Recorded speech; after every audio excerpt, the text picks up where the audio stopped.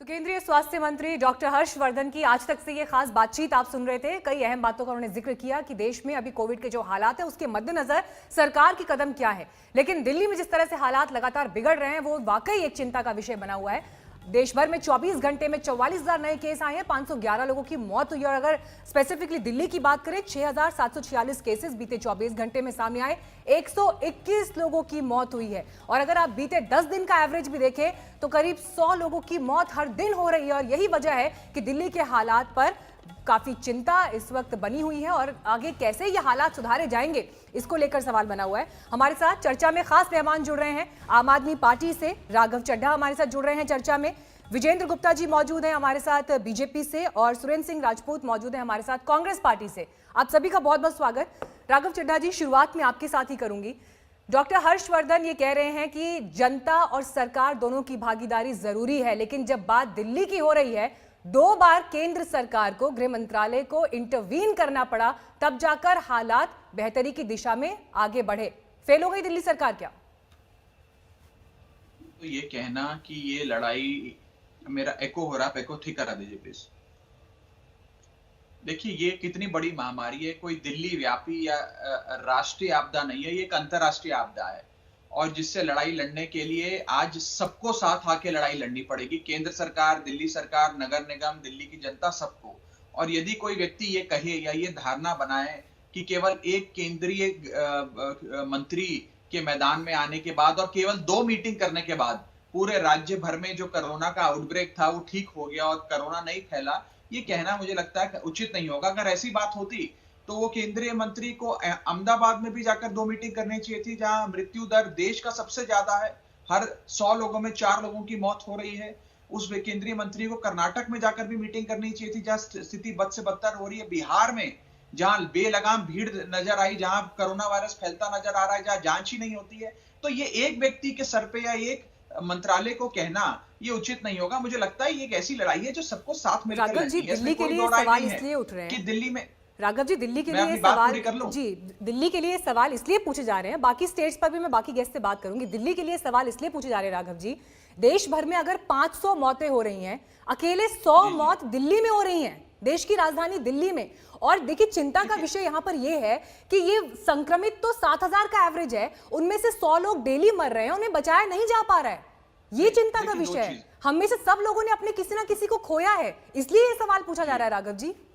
हाँ, नहीं, ये सवाल आपका जायज है। आप जो कह रही थी कि केवल केंद्र सरकार ही बचा रही है, मैं उस विषय पे आपको कह रहा था कि वो आपकी धारणा गलत है। जहां तक मौत के आंकड़े की बात है, हाँ, मौत का आंकड़ा बहुत चिंताजनक है और मुझे नहीं लगता कि कोई भी व्यक्ति इस मौत के आंकड़े को जस्टिफाई कर पाएगा। हम लोगों ने दिल्ली के अंदर पर्याप्त मात्रा में एक स्वास्थ्य मशीनरी तैयार करी है, जिसके चलते आज भी दिल्ली में 7,500 बेड खाली हैं। आज भी दिल्ली में आईसीयू बेड खाली हैं और 1400 अधिक आईसीयू बेड बनने जा रहे हैं।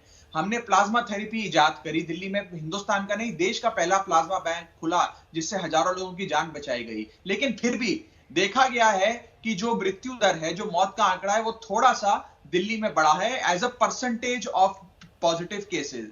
लेकिन मैं आपको एक चीज बताना अवश्य चाहूंगा कि 1 नवंबर से ये आंकड़ा बढ़ना शुरू हुआ था, संक्रमण की दर, और बढ़ते बढ़ते बढ़ते बढ़ते 7 नवंबर को आके ये संक्रमण की दर अपनी पीक पर पहुंच गई थी, जो थी 15%।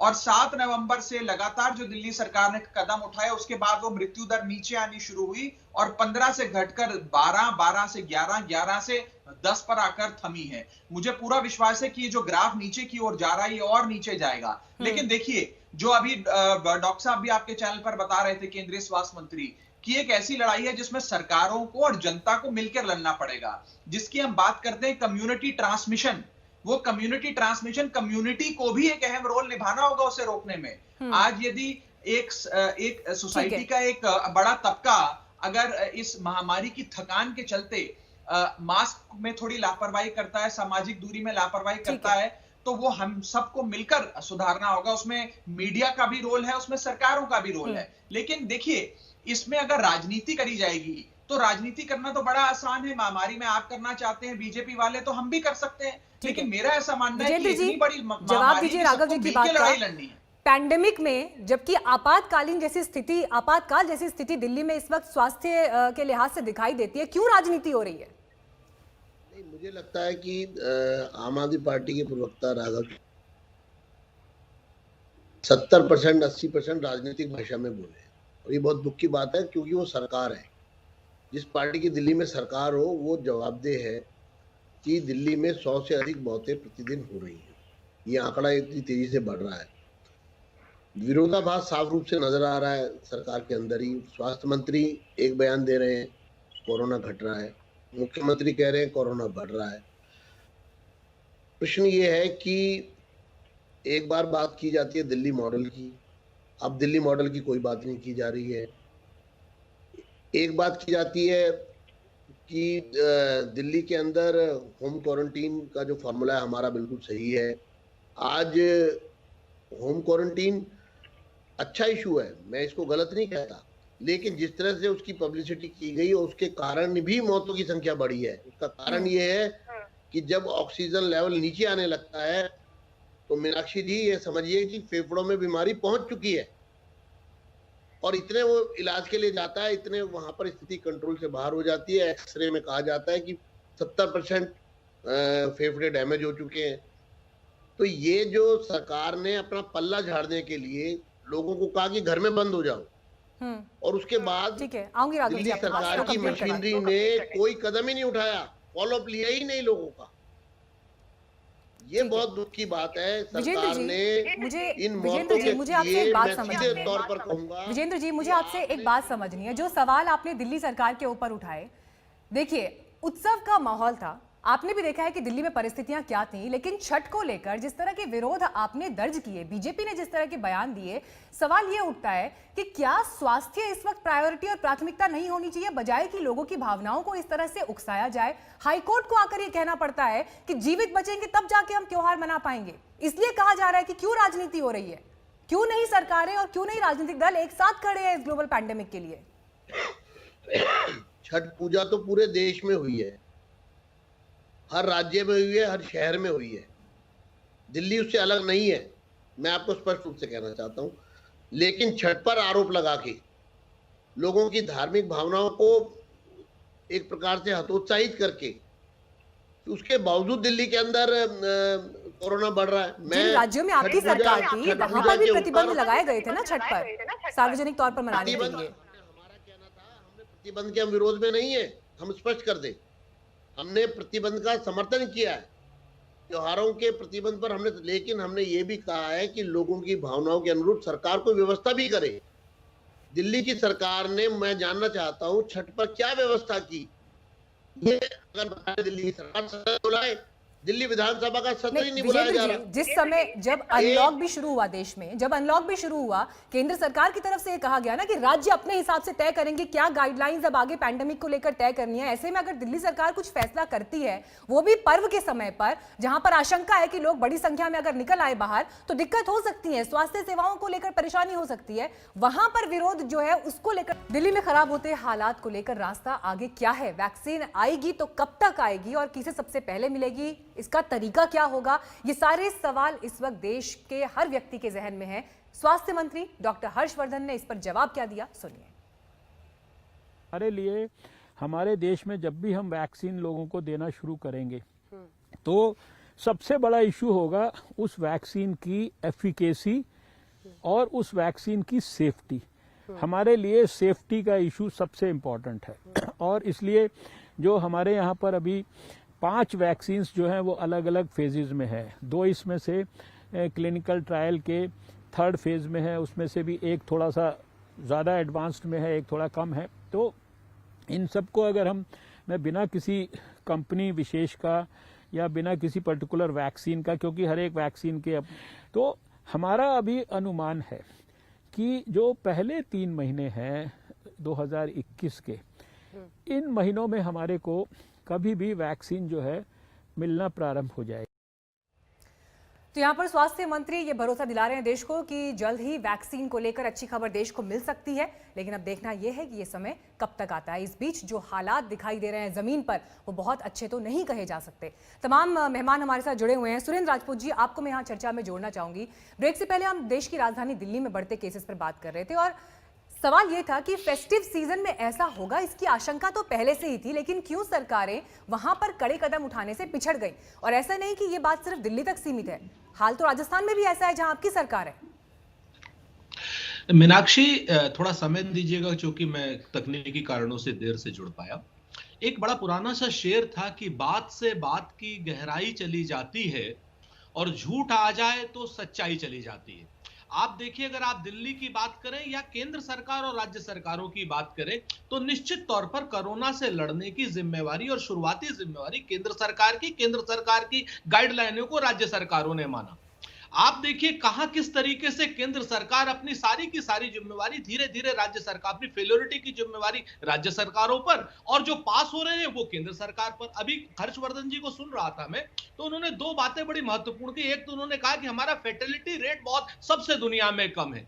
हर्षवर्धन जी थोड़ा पढ़ लिख करके आया करें। सच बात यह है कि बांग्लादेश, भूटान, नेपाल और श्रीलंका का मोर्टेलिटी रेट हमसे कम है। आप इस चीज को थोड़ा सा समझें और इस चीज के लिए पीठ ना थपथपाएं। आप अपने नेबर्स से भी बहुत पीछे हैं।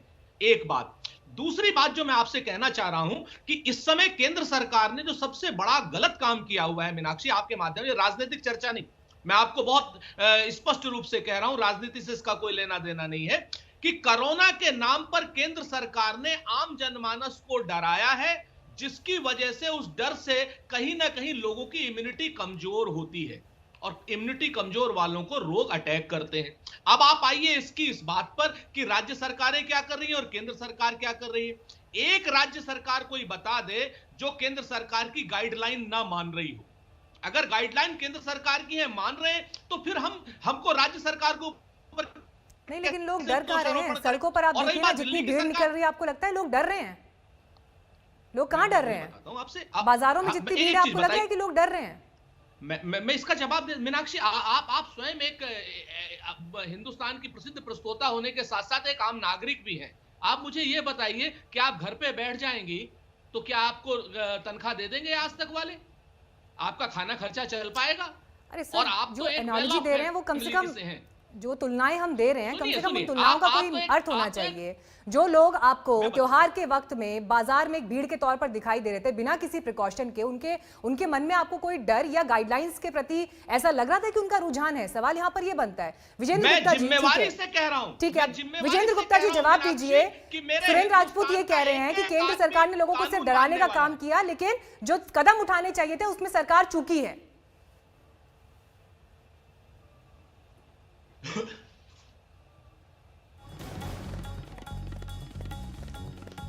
विजेंद्र गुप्ता जी, आवाज पहुंच रही है आप तक? चलिए उस आवाज को हम थोड़ा दुरुस्त करेंगे, लेकिन इस बीच देखिए सुरेंद्र जी, ये भीड़ भी इस वक्त दिखा रहे हैं जिसका मैं जिक्र कर रही थी। आपको लग रहा है कि लोगों के मन में वो डर है? और डर से आगे तो मैं ये कहूंगी कि कम से कम एक जागरूकता जिसको लेकर सरकारों को कड़े कदम उठाने चाहिए थे, कम से कम त्योहारों के मौसम में पहले से जो व्यवस्थाएं होनी चाहिए थी। और किसी एक सरकार का विषय नहीं है, राज्यों में भी हमने यही हालात देखे हैं। मैं आपसे वही मीनाक्षी जी, चूंकि आप सच में आप अच्छी बहस करा रही है, मैं आपसे एक चीज जिम्मेवारी से कहना चाहता हूं कि हिंदुस्तान के नागरिक को आप दोष नहीं दे सकते। हिंदुस्तान के नागरिक ने जितना कानून माना है उतना किसी देश के नागरिक ने नहीं माना।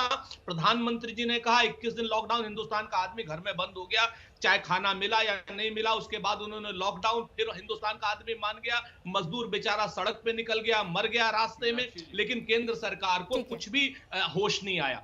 मैं आपसे एक चीज कहना चाह रहा हूं, सतर्कता के लिए जो आंदोलन हिंदुस्तान की सरकार को चलाने चाहिए थे, मोदी जी की सरकार को चलाने चाहिए थे, उनकी जगह वो लोग डराने का काम कर रहे हैं। ठीक है, आप राघव जी आ गए कि ठीक है, आऊंगी सुरेंद्र जी आपके पास। राघव जी अपनी बात कंप्लीट करिए। देखिए, मेरा कनेक्शन बीच में टूट गया था मीनाक्षी जी। देखिए, मैं ये कहना चाह रहा हूँ कि एक जीविका और जीवन के बीच में एक बड़ा फाइन बैलेंस बनाने के लिए केंद्र सरकार द्वारा जो गाइडलाइंस जारी करी गई, जिनको दिल्ली में भी लागू करा गया, जिसके चलते कुछ मार्केट्स, कुछ बाजार को खोला गया।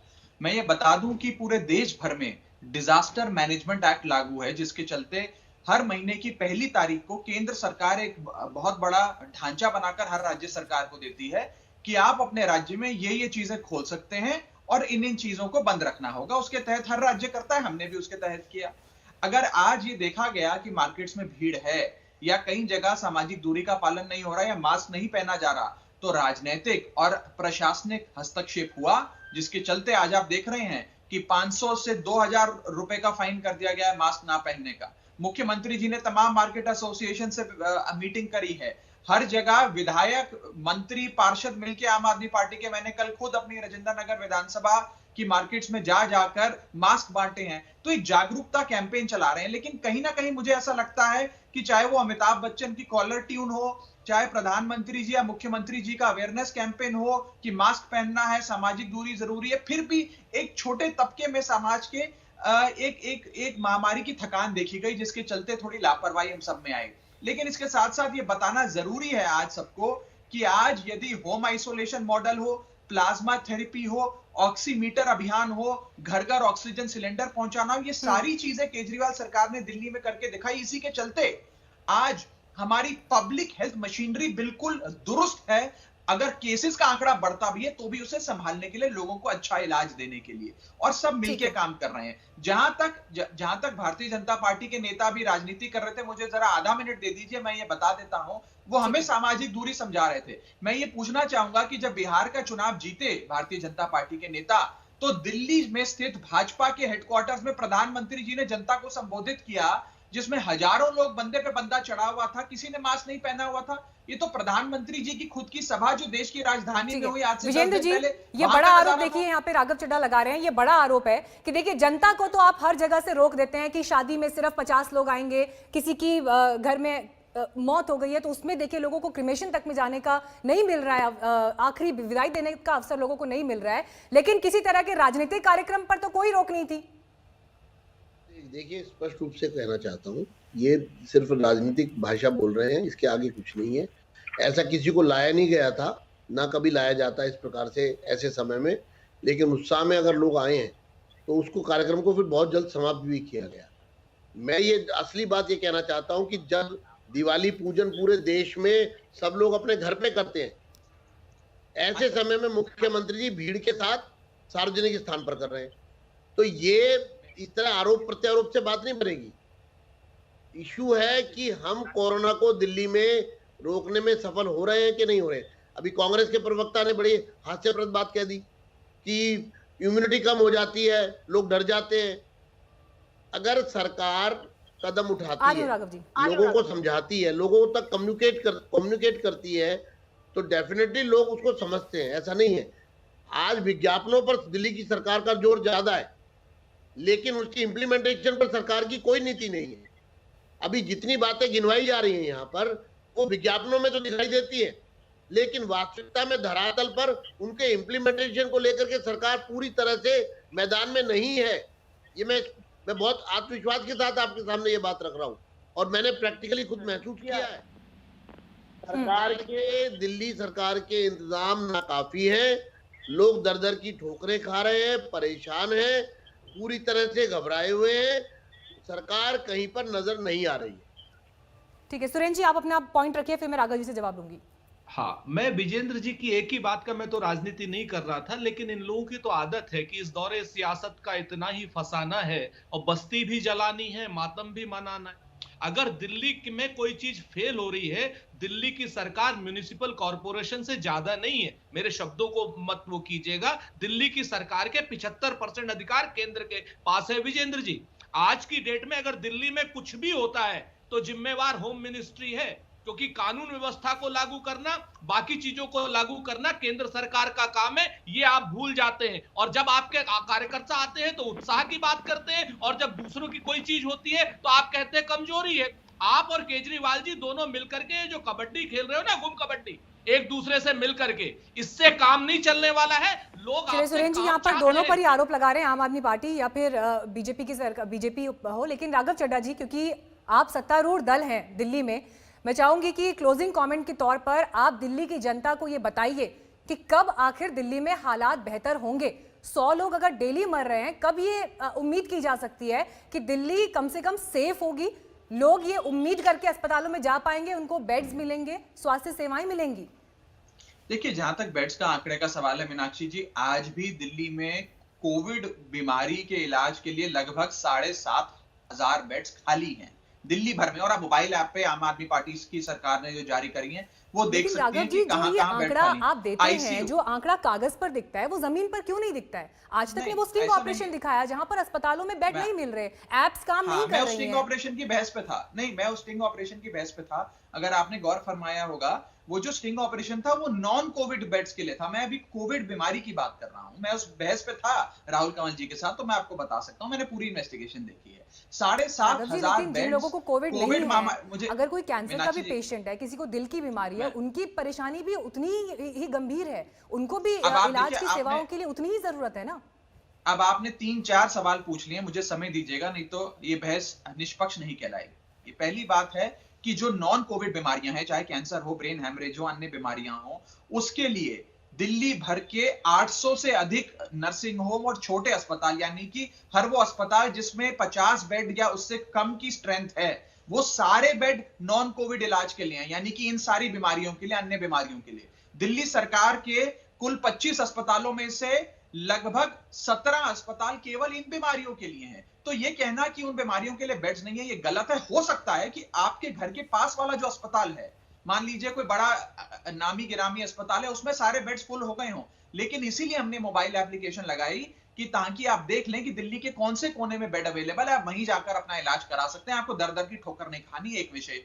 दूसरा विषय, 7,500 बेड कोरोना महामारी के इलाज के लिए इस समय दिल्ली में खाली हैं। 1400 नए आईसीयू बेड केजरीवाल सरकार, केंद्र सरकार और अन्य सरकारें मिलकर दिल्ली में तैनात कर रही हैं। स्थिति सामान्य होती नजर आ रही है, क्योंकि जो संक्रमण की दर है वो 15% से घटनी शुरू होकर आज 10-10.5% पे आकर रुक गई है। हमें पूरा विश्वास है कि और नीचे जाएगी। सामाजिक दूरी के लिए हमने प्रोटोकॉल्स भी बनाए हैं, फाइन का अमाउंट भी बढ़ाया है, 200 की गैदरिंग नहीं होगी, 50 की गैदरिंग होगी। कई सारे स्टेप्स केजरीवाल सरकार उठा रही देखिए है। और राघव फिर जी, से जो आपने ये जो फाइन का ही तीसरी जिक्र वेव आई किया, है, उसी पर एक तस्वीर दिखा रहे हैं राघव जी इस वक्त हम, जहां पर सिविल डिफेंस के जो लोग मौजूद थे, जो नियमों का पालन करा रहे थे, जुर्माना वसूल कर रहे थे मास्क नहीं लगाने पर, गाड़ी उनके ऊपर ही चढ़ा दी गई है। आपको भी ये खबर मिली होगी राघव मैंने जी। देखा, ऐसी परिस्थिति में क्या होगा?